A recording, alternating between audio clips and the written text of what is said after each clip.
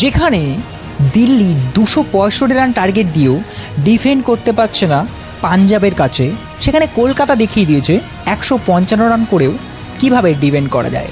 আজ রিঙ্কু সিং খুব ভালো খেলেছে, খুব ভালো প্রদর্শন করেছে।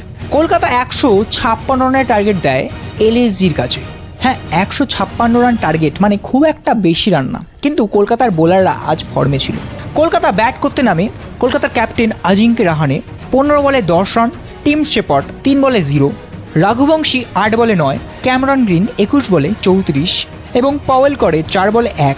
আর আজ সবথেকে ভালো যে পারি খেলে সে হচ্ছে রিঙ্কু সিং। 51 বলে 83 রানের দুর্ধর্ষ দারুণ একটা পারি খেলে রিঙ্কু সিং এবং কলকাতাকে পৌঁছে দেয় 150 রানের একটা ঠিকঠাক রানে। ব্যাট করতে নামে এলএসজি। মাকরাম করে 27 বলে 31, মিচেল মার্শ আজ চলেনি, 3 বলে 2 রান। এলএসজির ক্যাপ্টেন ঋষভ পান্ত 38 বলে 42 রান ঠিকঠাক একটা পারি খেলে দেয়। নিকোলাস পুরান 12 বলে 9 রান, আয়ুষ বাদানি 19 বলে 24, হিম্মত সিং 10 বলে 19। লাস্ট বলে মোহাম্মদ সামি 6 মেরে ম্যাচটাকে ড্র করে দেয় এবং সুপার ওভার খেলাতে এলএসজি 2 রান টার্গেট দেয়। আর সেই 2 রানটা প্রথম বলেই কলকাতা জিতে যায়, তাদের সাথে 2 পয়েন্ট যোগ করে নেয়। কলকাতা খুব তাড়াতাড়ি আবার তাদের ফর্মে ফিরে আসছে, 10 থেকে 9 নম্বরে চলে এসছে।